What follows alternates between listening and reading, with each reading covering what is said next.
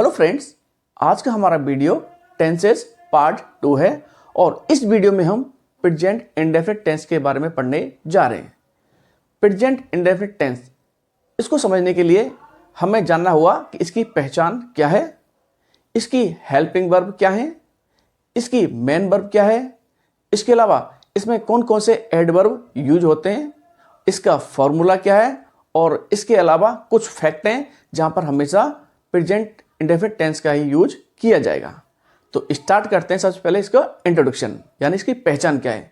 तो पहचान के लिए कहेंगे कि जिन हिंदी वाक्यों के अंत में ता है, ती है, ते हैं, ताहू आदि शब्द आते हैं। देखिए ये यहाँ पे लिखा हुआ डेफिनेशन कि जिन हिंदी वाक्यों के अंत में कोई भी हिंदी सेंटेंस होगा उसके अंत में क्या आएगा, ता है, ती है, ते हैं आदि शब्द आते हैं।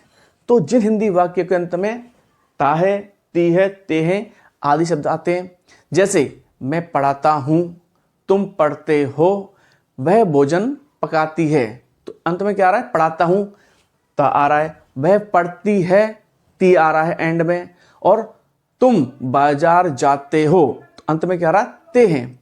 तो ये कोई सेंटेंस है हिंदी का, इसके अंत में आ रहा ता है, ती है, ते है। जब इस तरीके से आते हैं तो वहां पर हमेशा प्रेजेंट इंडेफिनिट या प्रेजेंट सिंपल टेंस होता है। इसकी अगली पहचान, इसके अलावा इसकी हेल्पिंग वर्ब क्या है, तो देखते हैं ये आपकी है हेल्पिंग वर्ब।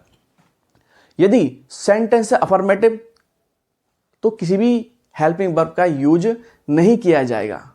सेंटेंस अफर्मेटिव है तो कोई भी हेल्पिंग वर्ब नहीं आएगी। और यदि सेंटेंस नेगेटिव या कहेंगे इंटरोगेटिव है तो हेल्पिंग वर्ब डू या डज का यूज किया जाएगा।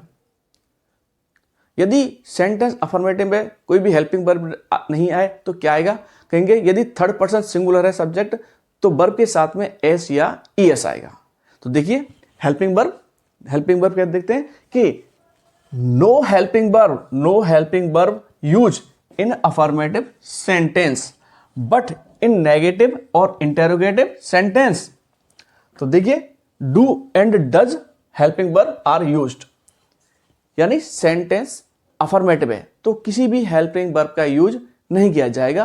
और यदि सेंटेंस इंटरोगेटिव या नेगेटिव है तो हेल्पिंग वर्ब आपकी आएगी डू और डज आएगी, डू और डज आएगी। अब बात करेंगे इसकी मेन वर्ब क्या है, तो दो मेन वर्ब आएगी। मेन वर्ब कहेंगे वर्ब की फर्स्ट फॉर्म का यूज किया जाता है, वर्ब की फर्स्ट फॉर्म आएगी। और सब्जेक्ट यानी कि सेंटेंस का जो सब्जेक्ट है थर्ड पर्सन सिंगुलर यानी कि ही, सी, इट नेम है तो वर्ब के साथ में एस या ईएस आएगा। और थर्ड पर्सन सिंगुलर के अलावा कोई सा भी सब्जेक्ट हुआ सेंटेंस का तो जो वर्ब है वही आएगी, वर्ब के साथ में एस या ईएस नहीं आएगा। तो देखिए लिखा हुआ है कि first form of the verb used, यानी मेन वर्ब आएगी, वर्ब की फर्स्ट फॉर्म का यूज किया जाएगा। इसके अलावा थर्ड पर्सन सिंगुलर सब्जेक्ट, तो देखिए जो आपका थर्ड पर्सन सिंगुलर आ रहा है वो कौन से, ही है, सी है, इट है, नेम है। सेंटेंस में थर्ड पर्सन सिंगुलर सब्जेक्ट आ रहा है, ही, सी, इट, नेम, तो क्या वर्ब आएगी, तो कहेंगे वर्ब फर्स्ट के साथ में ये एस या ई एस का यूज किया जाएगा, एस या ई एस आएगा। इसके अलावा और रेस्ट पर्सन यानी कि जो रेस्ट पर्सन है आपके जो भी सब्जेक्ट बचते हैं, जो भी पर्सन बचते हैं, जिसमें कौन कौन से, तो देखिए आई है, यू है, वी है, दे है और नेम्स यानी कि प्लूरल नेम्स है। इसके बाद क्या आएगा, तो इसके बाद में जो वर्ब दे रहा गया है वही वर्ब आ जाएगी। यहां पर वर्ब के साथ में एस या ईएस नहीं जोड़ा जाएगा। इसके अलावा और क्या है, तो देखिए इसके अलावा है आपकी एडवर्ब भी है, एडवर्ब भी होंगी। तो एडवर्ब जैसे रेयरली है, रेगुलरली है, सेल्डम है, नेवर है, इसके अलावा यूजुअली है, बहुत सारे इसके एडवर्ब हैं।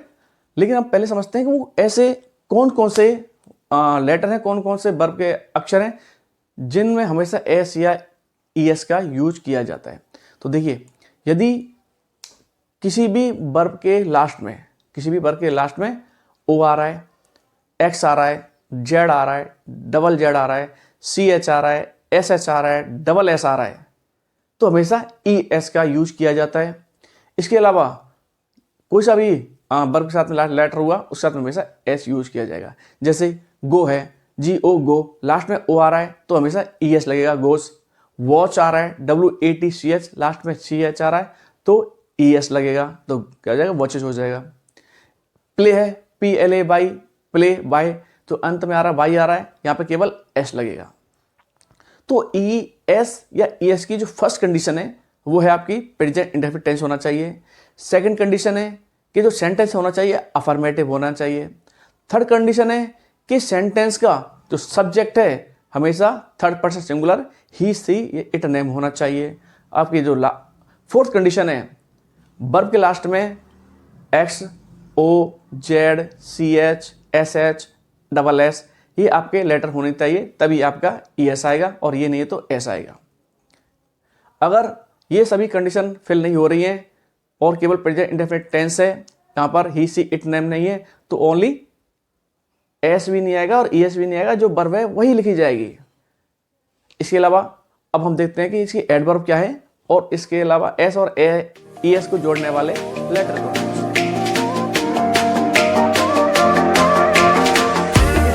अब देखते हैं वर्ब के एंडिंग लेटर, यानी वर्ब के अंत में कौन से लेटर आ रहे हैं जिसके बाद हमेशा ES आएगा।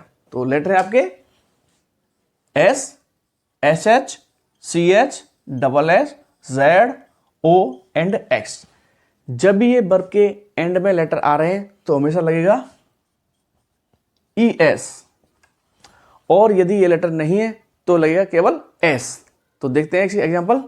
आपका फर्स्ट है गो है GO, लास्ट का जो लेटर आ रहा है वो आ रहा है O है, और इसमें यहीं पर O है तो बोलेंगे बिल्कुल है, तो क्या बन जाएगा, यहां लगेगा ES और बन जाएगा गोस,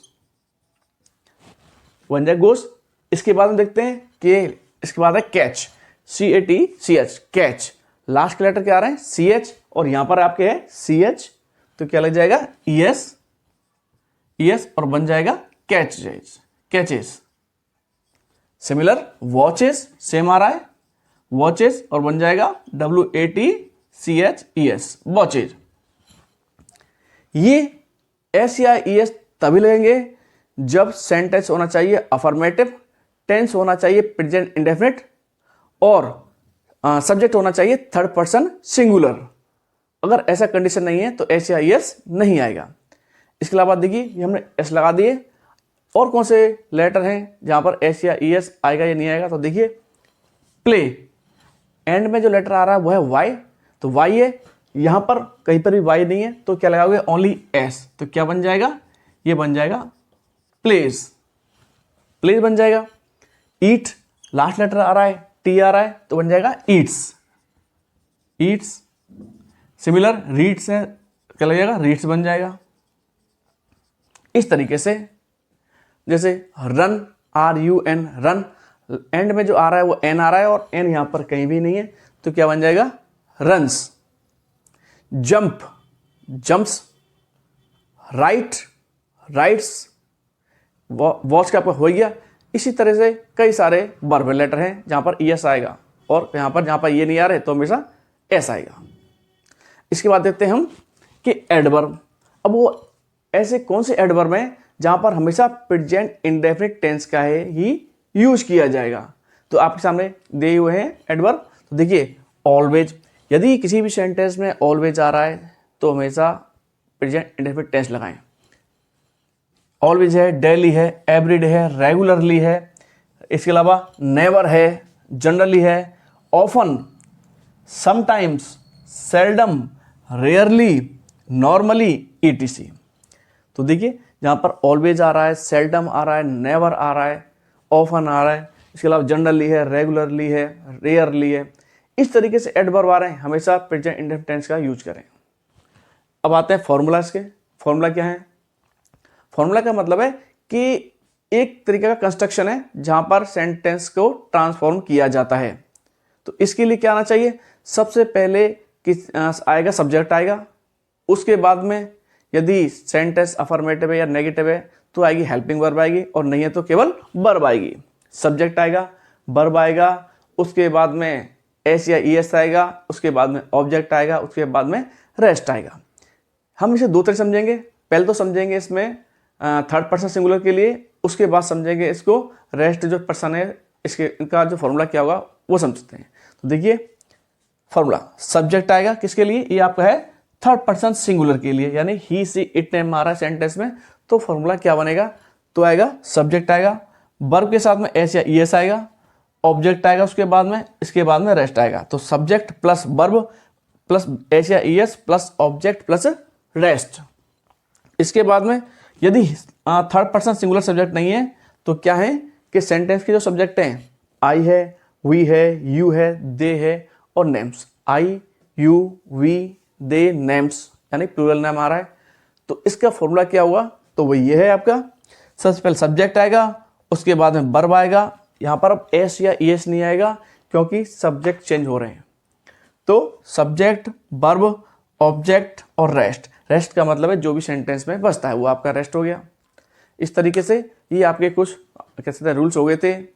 इसका इंट्रोडक्शन पढ़ लिया, इसकी हेल्पिंग वर्ब पढ़ ली, इसके बाद इसकी मेन वर्ब हो चुकी, इसका कंस्ट्रक्शन हो गया, फॉर्मूला हो गया।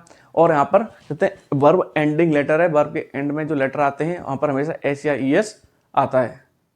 अब हम समझने का प्रयास करते हैं कि कुछ सेंटेंस हैं, हिंदी के वाक्य हैं, उसको ट्रांसलेशन कैसे करते हैं।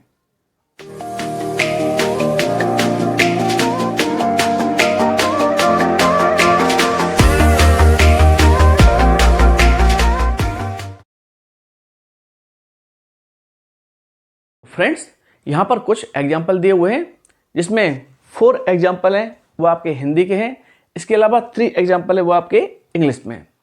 सबसे पहले ये जो 4 एग्जाम्पल है इसका हिंदी से इंग्लिश में ट्रांसलेशन करेंगे। उसके बाद जो इंग्लिश के एग्जाम्पल है इसमें वर्ब की करेक्ट फॉर्म भरेंगे कि किस प्रकार से आपके एग्जाम में इस प्रकार के क्वेश्चन या एग्जाम्पल आएंगे। तो स्टार्ट करते हैं। फर्स्ट एग्जाम्पल है आपका, सुनीता खो खो खेलती है। सुनीता खो खो खेलती है, इसमें जो सब्जेक्ट आ रहा है वो आ रहा है आपका सुनीता आ रहा है। ये सुनीता आपका क्या है, ये सब्जेक्ट है, एस यू बी। इसके बाद लेंगे वर्ब। वर्ब जिसमें ता ती लगे आ रहे हैं वो आपकी वर्ब है, तो हो जाएगी ये मेन वर्ब आपकी क्या है, खेलना, ये आपकी वर्ब। और जो लास्ट बचता है ये आपका है ऑब्जेक्ट। तो आया सब्जेक्ट है, ऑब्जेक्ट और वर्ब हमारे निकल कर आ गए। अब इसको एक सेंटेंस में रखेंगे। तो देखिए सब्जेक्ट आपका आ गया सुनीता, ये सुनीता सब्जेक्ट आ गया। इसके बाद लेंगे वर्ब, तो वर्ब हमारी आ गई खेलना यानी कि प्ले। इसके बाद एस आएगा या ई एस आएगा। तो किसी भी सेंटेंस के वर्ब में एस या ई एस लगाने की जो फर्स्ट कंडीशन है कि सेंटेंस होना चाहिए अफर्मेटिव। अफर्मेटिव के बाद में सेंटेंस अफर्मेटिव है, इसके बाद में जो सब्जेक्ट होगा वो थर्ड पर्सन सिंगुलर होगा यानी कि ही, सी, इट और नेम होगा। यहाँ पर आ रहा है नेम आ रहा है, या इसका मतलब क्या है, इसमें एस या ई एस आएगा। अब इसमें एस आएगा या ई एस आएगा, तो देखिए वर्ब के जो लास्ट लेटर हैं वो क्या होना चाहिए, S, S H, C H, O, Z, X, double Z, double S. अगर ये आपके लेटर आ रहे हैं तो लगेगा ई एस, नहीं है तो लगेगा एस। अब लास्ट का जो लेटर आ रहा है वो वाई आ रहा है, तो वाई उनमें से मैच नहीं खाता, इसलिए क्या लग जाएगा, प्लेस। सुनीता प्लेस। इसके बाद में आएगा ऑब्जेक्ट। हमारे पास जो ऑब्जेक्ट बचा हुआ है वो क्या है, कहेंगे खो खो, खो खो, और लास्ट में फुल स्टॉप। तो हमारा सेंटेंस बना कि सुनीता प्लेस खो खो, ये फर्स्ट हुआ। सेकंड देते हैं कि मैं बाजार जाता हूं। इसमें जो मैं है ये आपका सब्जेक्ट आ जाएगा, बाजार इसका ऑब्जेक्ट है, तो देंगे जाता हूं, जाता हुआ आ जाएगी, वर्ब आ जाएगी आपकी, और लास्ट में जो बाजार है ये आपका ऑब्जेक्ट आ जाएगा। ट्रांसलेट करते हैं कि सब्जेक्ट आई, फिर वर्ब आ जाएगा गो। अब देखिए अब इसमें गो आ गया, इसमें एस या एस आएगा कि नहीं आएगा, क्योंकि हमारी फर्स्ट कंडीशन क्या थी, सब्जेक्ट वाक्य होना चाहिए आपका अफर्मेटिव, सेंटेंस अफर्मेटिव है। इसके अलावा सेकंड कंडीशन है सब्जेक्ट होना चाहिए थर्ड पर्सन सिंगुलर, तो ये एस या ई एस आएगा, क्योंकि यहाँ पर थर्ड पर्सन सिंगुलर नहीं है, ओनली फर्स्ट पर्सन सिंगुलर है आई, इसलिए यहाँ पे एस या ई एस नहीं आएगा। वर्ब के साथ में जो वर्ब है वही की वही रखी जाएगी, तो क्या बन जाएगा, आई गो। इसके बाद में कहाँ जाता है, ऑब्जेक्ट क्या है, मार्केट या बाजार, और लास्ट में फुल स्टॉप। तो सेंटेंस क्या ट्रांसलेशन हुआ कि आई गो टू मार्केट, ये आपका हो गया ट्रांसलेट। इसके बाद देखते हैं थर्ड आपका कि पक्षी हवा में उड़ते हैं। पक्षी सब्जेक्ट आ गया, फिर इसके वर्ब क्या आएगा, उड़ते हैं, जिसमें ताती लगा रहा है, यहाँ पे आ गया बर्ब आ गया। इसके अलावा जो बचता है ऑब्जेक्ट आ जाएगा वो आकाश। तो क्या बना? द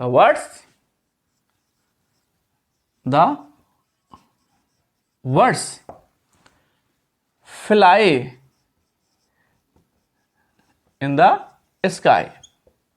तो देखिए अब इसमें फ्लाई में एस आएगा या ईएस आएगा या कुछ नहीं आएगा, क्योंकि आपका देखिए सब्जेक्ट क्या आ रहा है? The words. इसका मतलब क्या? प्लूरल है, थर्ड पर्सन है बट प्लूरल है, जिसमें नेम्स आ रहा है। तो क्या वर्ड्स आ गया, इसका मतलब क्या? एस या ईएस कुछ भी नहीं आएगा, जो वर्ब दे रखी है वही की वही आ जाएगी। तो सेंटेंस क्या ट्रांसलेट हुआ? The words fly in the sky. इसके बाद नेक्स्ट है आपका सुरेश और कृष्णा विद्यालय में पढ़ाते हैं। सुरेश एंड कृष्णा, तो ये आपका हो गया, सुरेश एंड कृष्णा क्या हो गया आपका? सब्जेक्ट। पढ़ाते हैं टीच, स्कूल ऑब्जेक्ट। तो क्या लिखेंगे? Suresh and Krishna. Suresh and Krishna, Krishna teach in school. यहां पर दो नाउन एंड से जुड़े हुए हैं, सुरेश एंड कृष्णा, तो ये बन जाएंगे आपके प्लूरल बन जाएंगे। जब प्लूरल बन रहे हैं तो यहां पर वर्ब के साथ में एस या ईएस नहीं आएगा, जो वर्ब आ रही है वही की वही रखी जाएगी। तो ओनली हो जाएगा टीच। तो Suresh and Krishna teach in school, ये हो गया आपके ट्रांसलेशन हो गया। तो इस तरीके से हमारे 4 एग्जाम्पल है हिंदी के, जो 4 सेंटेंस हैं ये इंग्लिश में ट्रांसलेट हो चुके हैं। इसके बाद अब देखते हैं कि fill in the blanks with the correct form of the verb. इस तरीके के आपके क्वेश्चन आते हैं एग्जाम में। तो देखिए आपको जो सेंटेंस दे रखे हैं इसमें आपकी वर्ब की सही फॉर्म फिल करनी है कि सही फॉर्म क्या आएगी। वर्ब की एस आएगा या ईएस आएगा या सेम फॉर्म रखी जाएगी। तो स्टार्ट करते हैं फर्स्ट। तो देखिए फर्स्ट एग्जांपल है आपका कि she cook breads for her family. Condition first है आपकी, सेंटेंस होना चाहिए अफर्मेटिव, ये अफर्मेटिव है। इसके बाद में कि सब्जेक्ट होना चाहिए थर्ड पर्सन सिंगुलर, तो सी ये थर्ड पर्सन सिंगुलर हो गया, दोनों कंडीशन पूरी हो रही है। तो इसका मतलब वर्ब के साथ में एस या ईएस आएगा। तो वर्ब क्या यहाँ पर? कुक है, तो क्या आना चाहिए? कुक्स आएगा, कुक्स। अब इसमें एस आएगा या ईएस आएगा, तो लास्ट का जो लेटर आ रहा है के आ रहा है, इसका मतलब है यहाँ पर ईएस नहीं आएगा, ओनली एस आएगा, तो बन जाएगा कुक्स। तो she cooks breads for her family, तो इसका आंसर बन गया she cooks. Complete. And next is है Ashok come late daily. Ashok है रोजाना रोज लेट आता है, एक हैबिट हो गया, हैबिचुअल हो गया इसका। तो देखिए अशोक, पहले देखेंगे सेंटेंस अफर्मेटिव है, बिल्कुल अफर्मेटिव है। सेकंड थर्ड पर्सन सिंगुलर है, बिल्कुल थर्ड पर्सन सिंगुलर है। इसके बाद जो वर्ब आ रही है वो कम आ रही है, कम तो है, लेकिन जो लास्ट लेटर है वो ई है, इसका मतलब उनमें से नहीं है, तो क्या बन जाएगा? Only S. क्या बन जाएगा? कम्स। तो बोलेंगे C O M E S, तो ईएस लगा हुआ लेकिन पहले से ईएस में है, तो comes. Ashok comes late daily, this is a complete sentence. And next is I go to in the park regularly. I go to park in the park regularly. तो देखिए सेंटेंस अफर्मेटिव है, बिल्कुल है। सेंटेंस का जो सब्जेक्ट है third person singular है, बिल्कुल नहीं है। क्या है? फर्स्ट पर्सन सिंगुलर है। इसका मतलब है गो के साथ में एस या ईएस नहीं आएगा, जो है वही आएगी, तो क्या बन जाएगा? Go, go. तो I go to in the park regularly, इसकी क्या है? रिपीटेटिव एक्टिविटीज है, लगातार जा रहा उससे, तो क्या बन जाएगा? ओनली आएगा गो। इस तरीके से ये आपके सेंटेंस ट्रांसलेशन हो चुके। अब पढ़ते हैं हम कुछ फैक्ट हैं, सम फैक्ट्स ऐसे हैं जहां पर हमेशा प्रेजेंट इंडेफिनिट टेंस का ही यूज किया जाता है। जैसे कि यूनिवर्सल ट्रुथ है, जो काम कल भी चलता आ रहा था, आज भी है, हमेशा चलता रहेगा, और वर्ल्ड में कहीं भी चली जाइए वो एक जैसा ही मिलेगा।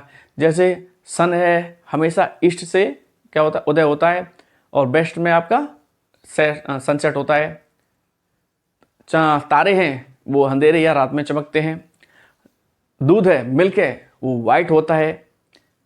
इस तरह के जो एग्जाम्पल आएंगे यहाँ पर हमेशा प्रेजेंट इंडेफिनिट टेंस का यूज किया जाएगा।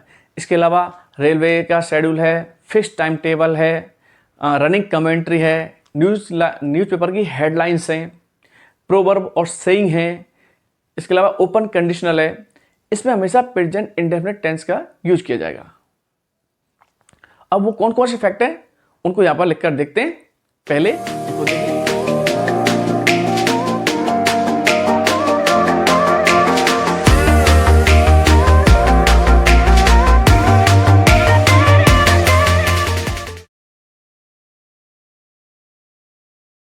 तो देखिए फ्रेंड्स, यहां पर कुछ फैक्ट दिए जा रहे हैं, इनसे पता चलेगा कि हमेशा यहां पर प्रेजेंट इंडेफिनिट टेंस का ही यूज होगा। वो कौन से फैक्ट हैं तो देखिए, universal truth, general truth, scientific fact, permanent state, habitual actions, fixed programme, fixed schedule, fixed official time table, इसके अलावा न्यूज़पेपर हेडलाइंस। यहां पर ये आ रहे हैं, हमेशा यहां पर प्रेजेंट इंडेफिनिट टेंस का यूज होगा।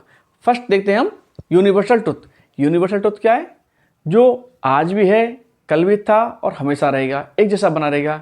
जिसे चाहे भारत में देखें या किसी कहीं देश में जाएं, हमेशा उसकी स्थिति एक जैसी बनी रहती है, उसे बोलते हैं यूनिवर्सल ट्रुथ, यानी जिसको सभी लोग मानते हैं। जैसे एग्जाम्पल दे रखा है मैंने यहाँ पर कि आपका एग्जाम्पल है, the sun rises in the east and sets in the west. सभी जानते हैं कि सूर्य पूर्व में उदय होता है और पश्चिम में अस्त हो जाए। किसी भी देश में चले जाइए, सूर्य हमेशा पूर्व में ही उदय होता है और पश्चिम में अस्त होता है। तो इस प्रकार के सेंटेंस हमेशा प्रेजेंट सिंपल टेंस में ही आएंगे या प्रेजेंट इंडेफिनिट टेंस में ही आएंगे। तो क्या हो गया यहाँ पर, राइज का राइजेस और सेट्स का अर्थ है सेट्स। तो ये हो गया प्रेजेंट इंडेफिनिट। नेक्स्ट है आपका जनरल ट्रुथ, यानी जो सामान्य जानकारी होती है, जैसे ताजमहल आगरा में है, दूध सफ़ेद होता है, 2 और 2 4 होते हैं, इसे बोलते हैं जनरल ट्रुथ बोलते हैं, सामान्य जानकारी, सामान्य सत्य है। एग्जाम्पल देखते हैं कि 2 and 2 make 4, 2 और 2 4 होते हैं, सब जानते हैं। कोई नहीं कह सकता कि 2 और 2 50 होते हैं, 2 और 2 10 होते हैं, सभी कहेंगे 2 और 2 4 होते हैं। तो क्या जनरल फैक्ट है, जनरल बात है ये। इसके बाद आती है आपका साइंटिफिक फैक्ट, वैज्ञानिक तथ्य है। जैसे कि पानी है कितने डिग्री पर बोलता है, कहेंगे 100 डिग्री पर बॉयल होता है, और जमता कितने पर है, 0 डिग्री पर जमता है। तो देखिए इसमें दे रखा है कि water boils at 100 degree centigrade. पानी है 100 डिग्री पर, तो 100 डिग्री सेंटीग्रेड पर उबलता है। तो सही बात है, वैज्ञानिक तथ्य है आपका। वैज्ञानिक इस बात को सिद्ध किया हुआ है, विज्ञान भी इस बात को सिद्ध करते हैं कि पानी 100 डिग्री पर ही उबलता है। नेक्स्ट है आपका परमानेंट स्टेट। इसका मतलब है स्थायी स्थिति। जैसे मेरा घर बन गया, उसका जो डायरेक्शन है वही रहेगी, उसे चेंज नहीं किया जाता, इसे बोलते हैं परमानेंट स्टेट। देखिए इसका एग्जांपल है कि my house faces in the south. मेरा जो घर बना हुआ है उसका जो चेहरा है कौन डायरेक्शन में, साउथ डायरेक्शन में। तो फेस का फेसेस, उसका चेहरा दक्षिण की ओर है। ये हो गया आपका परमानेंट स्टेट हो गया। नेक्स्ट है आपका हैबिचुअल एक्शन। हैबिचुअल का अर्थ है कि आदतन जन कार्य, ऐसे कार्य जिनकी हमेशा आदत पड़ जाती है, जिसको करते हुए क्या आदत पड़ जाती है। जैसे मुझे पढ़ाने की आदत है तो मैं हैबिचुअल हो चुका हूँ। नेक्स्ट ये क्या है एग्जाम्पल है इसका कि माई यार ही इज ऑलवेज लेट। वह हमेशा लेट हो जाता है। इसका मतलब क्या है, उसकी आदत पड़ चुकी है, हैबिचुअल हो चुका है वो लेट आने का। इसलिए बोल रहे हैं हैबिचुअल एक्शन के लिए हमेशा प्रेजेंट इंडेफिनिट टेंस का यूज किया जाता है। Next fix programme, fix schedule. जो फिक्स प्रोग्राम होते हैं उनके लिए हमेशा प्रेजेंट इंडेफिनिट टेंस का यूज किया जाता है। जैसे कि my school goes to 7 to 3।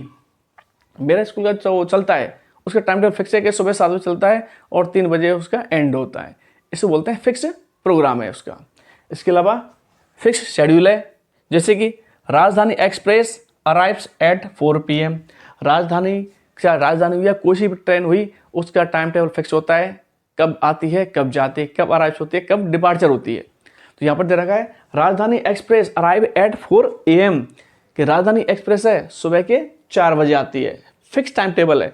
इसका मतलब क्या है, रेलवे का जो शेड्यूल है वो फिक्स होता है और रेलवे शेड्यूल के लिए हमेशा प्रेजेंट इंडेफिनिट टेंस का यूज करें। इसके बाद फिक्स ऑफिशियल टाइम टेबल है। ऑफिशियल टाइम टेबल होता है पूर्व नियोजित कार्यक्रमों के लिए हमेशा प्रेजेंट इंडेफिनिट टेंस का यूज किया जाता है। पूर्व नियोजित कार्यक्रम है जो भविष्य में घटित होंगी, जैसे प्रधानमंत्री का आना, राष्ट्रपति का आना, ये क्या फिक्स है इनका टाइम टेबल। इनका जो कार्यक्रम होता है पूर्व नियोजित होता है कि कब कहाँ जाना है, कितने बजे जाना है, ये इनका फिक्स टाइम टेबल है। तो इनके लिए हमेशा प्रेजेंट इंडेफिनिट टेंस का यूज करें। जैसे तो देखिए, द प्रेसिडेंट, राष्ट्रपति, the president arrives in Noida next Sunday. President का जो फिक्स टाइम टेबल है कि नेक्स्ट संडे को वो नोएडा आएंगे। तो president, the president arrives in Noida next Sunday, तो क्या है, अराइव का अराइव्स आ जाएगा, बन गया प्रेजेंट सिंपल अराइव्स। नेक्स्ट आपका है कि न्यूज़पेपर हेडलाइंस। न्यूज़पेपर की हेडलाइंस होंगी उसको हमेशा प्रेजेंट इंडेफिनिट टेंस में लिखा जाएगा यदि वो सेंसिबल है। जैसे Chahal hits 6 in a first ball in a first over. Chahal hit, hit के बाद क्या आएगा, हिट्स आ जाएगा, थर्ड पर्सन सिंगुलर इसलिए हिट्स। तो Chahal hits 6 in first ball in first over. Chahal ने क्या फर्स्ट ओवर की फर्स्ट बॉल पे 6 मारा उसने, तो क्या है, ये आ गया आपका फिक्स, क्या बोल सकते हैं इसको, न्यूज़पेपर हेडलाइन से कहीं दे दिया हुआ उसका। इसके अलावा रनिंग कमेंट्री, चाहे खेलों की हो या उत्सव की हो, फेस्टिवल एंड गेम्स की हो, जो रनिंग कमेंट्री चल रही है, लाइव कमेंट्री चल रही है, इसके लिए हमेशा प्रेजेंट इंडेफिनिट टेंस का यूज किया जाता है। इसके अलावा कहेंगे कि जो ओपन कंडीशन है, ओपन कंडीशनल है, इसमें प्रेजेंट इंडेफिनिट टेंस का यूज किया जाएगा। जैसे she comes here, she comes here, I will give her a present. तो देखिए जो कम्स आ रहा है यही आपका प्रेजेंट सिंपल टेंस है। तो इस तरीके से ये आपके जो दिए हुए हैं सब इसको बोलेंगे फैक्ट है, ये फैक्ट। तो जहां पर ये फैक्ट आएंगे हमेशा प्रेजेंट इंडेफिनिट टेंस का यूज करें। अब जो हमने पढ़े हुए अभी तक ये हमारे सभी हो गए प्रेजेंट टेंस के फैक्ट हो चुके हैं। इसके अलावा इसकी इंट्रोडक्शन हो चुका है, हेल्पिंग वर्ब हो चुकी है, इसकी एडवर्ब हो चुकी है, मेन वर्ब हो चुका है, कंस्ट्रक्शन हो चुके हैं और कुछ इसके एग्जाम्पल हो चुके हैं। अब हम पढ़ेंगे इसका नेगेटिव और इंटेरोगेटिव। नेगेटिव और इंटेरोगेटिव में होने वाली हेल्पिंग वर्ब कौन कौन सी है, कौन कौन सी वर्ब इसकी यूज होती है, वो अब पढ़ते हैं। पहले एक बार इन एग्जाम्पल को और देख लें।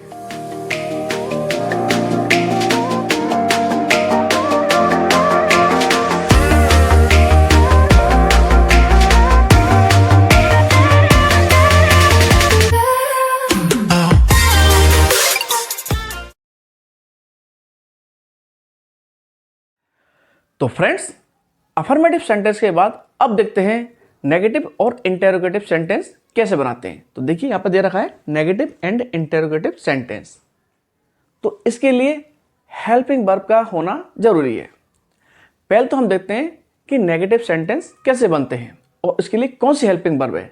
तो देखिए सबसे पहले हम पढ़ रहे हैं हेल्पिंग वर्ब क्या होनी चाहिए। तो does not and do not. यदि हम सेंटेंस बना रहे हैं नेगेटिव प्रेजेंट इंडेफिनिट का तो हेल्पिंग वर्ब होंगी आपकी डज नॉट और डू नॉट। तो डज नॉट किसके लिए आएगा, ही, सी, इट, नेम। यदि आपके सेंटेंस में ही, सी, इट, नेम सब्जेक्ट आ रहा है तो उसके साथ में हेल्पिंग वर्ब डज नॉट का प्रयोग करें। और किसी सेंटेंस में आपके आई, यू, वी, दे और नेम्स यानी एक से ज्यादा नाम आ रहे हो तो हेल्पिंग वर्ब डू नॉट का यूज करें। तो डज नॉट हो जाएगा ही, सी, इट, नेम और डू हो जाएगा आई, यू, वी, दे और नेम्स के साथ में। अब इसका कंस्ट्रक्शन या इसका फॉर्मूला क्या होता है वो देखते हैं।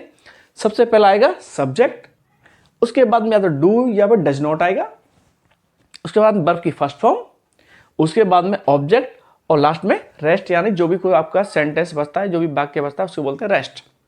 तो स्टार्ट करते हैं। जो आपका फर्स्ट एग्जाम्पल है वो है आपका कि तुम रोजाना विद्यालय नहीं जाते हो। कोई भी शिकायत कर रहा है कि तुम रोजाना विद्यालय नहीं जाते हो। तो देखिए सब्जेक्ट क्या आ रहा है, तुम, तो हम करेंगे सबसे पहले यू, यू। अब देखिए कौन सा पर्सन हो गया, ये सेकंड पर्सन हो गया और सेकंड पर्सन यानी कि ये हो गया सेकंड पर्सन यू। तो इसके साथ हेल्पिंग वर्ब क्या आनी चाहिए, तो आएगी डू नॉट। तो क्या बन जाएगा, यू डू नॉट। अब देख इसके बाद क्या आएगा, वर्ब आएगा, यानी कि आपका हो गया वर्ब आता है। तो यू डू नॉट गो, कहाँ नहीं जाते हो, टू स्कूल, तुम स्कूल नहीं जाते हो, you do not go to school, कब, रोजाना, डेली, डेली, फुल स्टॉप। तो you do not go to school daily, तुम रोजाना स्कूल नहीं जाते, फुल स्टॉप। तो अब देखिए यहाँ पर क्या आया, यू सब्जेक्ट आ गया, हेल्पिंग वर्ब आ गई, देखिए यू सब्जेक्ट, ये हेल्पिंग वर्ब आ गई, वर्ब आ गया, ये आपका ऑब्जेक्ट आ गया, और आपका डेली आ गया, आपका एड वर्ब आ गया। इस तरीके से सेकंड देखते हैं, कविता भोजन नहीं पकाती है। सब इसमें सब्जेक्ट क्या आ रहा है, पर्सन क्या आ रहा है, कविता आ रहा है, वर्ब क्या आ रहा है, कहेंगे पकाना आ रहा है, वो नहीं है आपका, है ही है, लास्ट में भोजन आपका ऑब्जेक्ट है। तो बनाते हैं, तो देखिए कविता है तो कविता, कविता, कविता एक नेम है, थर्ड पर्सन सिंगुलर, तो इसके साथ क्या आना चाहिए, तो बोलेंगे हम नेम आ रहा है कविता, तो आएगा डज नॉट, डज नॉट। तो कविता डज नॉट कुक। अब हम जो हमने प्रेजेंट इंडेफिनिट के अंदर अफर्मेटिव सेंटेंस पढ़ रहे थे, वहां पर वर्ब के साथ में एस या ईएस लगा रहे थे। अब यहां पर एस या ईएस लगाने की आवश्यकता नहीं है, क्योंकि ईएस है ऑलरेडी डज, DOES में ही शामिल है, इसलिए आपको जो वर्ब दे रखा है वही वर्ब लगाइए। तो क्या हो जाएगा, Kavita does not cook food, food, तो कविता भोजन नहीं पकाती है, Kavita does not cook food, and last में आ जाएगा फुल स्टॉप। तो इस तरीके से आपका सेकंड भी ट्रांसलेशन हो गया। इसके बाद क्या है, इसके बाद देंगे हम इंटेरोगेटिव, यानी कि प्रश्नवाचक वाक्य। और इंटेरोगेटिव के लिए क्या करेंगे, हेल्पिंग वर्ब को स्टार्टिंग लगा देंगे सब्जेक्ट से पहले या सेंटेंस के स्टार्टिंग में। देखिए क्या बनेगा, डू या does plus subject plus verb की first form plus object plus rest, और लास्ट में क्वेश्चन मार्क। यदि कोई भी सेंटेंस हेल्पिंग वर्ब से या WH वर्ड से स्टार्ट हो रहा है तो लास्ट में क्वेश्चन मार्क जरूर लगाएं, क्योंकि ये इंटरोगेटिव सेंटेंस बन जाता है। तो देखिए आपका सेंटेंस है, क्या तुम रोज सुबह पार्क में दौड़ते हो, क्या तुम रोज सुबह पार्क में दौड़ते हो, ये आपका सेंटेंस है। तो यहां पर जो पहले देखते हैं इसका सब्जेक्ट क्या है, सब्जेक्ट कहेंगे कि पर्सन वो क्या है, यू, तुम आ रहा है, यू। अब यू आ रहा है, यू के साथ कौन सी हेल्पिंग वर्ब आनी चाहिए, यहां पे लिखा हुआ है डू आता है, तो लगाइए डू, तो क्या बन जाएगा, डू यू, तो डू यू बन गया। अब देखते हैं इसके बाद वर्ब आएगा इसका, तो वर्ब क्या है, रन या वॉक, सुबह जा walk, do you walk, do you walk, क्या बन गया, डू यू वॉक, कहां पर, पार्क में, do you walk in the park, in the park. तुम रोज सुबह दौड़ते हो, ठीक है, क्या तुम रोज सुबह दौड़ते हो, अब कहां दौड़ रहा है, ऑब्जेक्ट क्या जाएगा, पार्क, तो कहेंगे इन द पार्क, कब, रोजाना, कहेंगे एवरीडे या डेली, एवरी मॉर्निंग कर दो, एवरीडे कर दो, ये कर दो एवरी मॉर्निंग, एवरी मॉर्निंग, क्या बन जाएगा, do you walk in the park every morning, ये क्वेश्चन मार्क है, तो लास्ट में क्या लग जाएगा, क्वेश्चन मार्क। ये लो, इस तरीके से आपका सेंटेंस कंप्लीट हो गया कि do you walk in the park every morning, sentence complete. इस तरीके से आपसे नेगेटिव और इंटरोगेटिव भी कंप्लीट हो चुकी है। अब हम थोड़े से यहाँ पर कुछ एक्सरसाइज दे रहे हैं, एक बार उसको देखें और सॉल्व करें।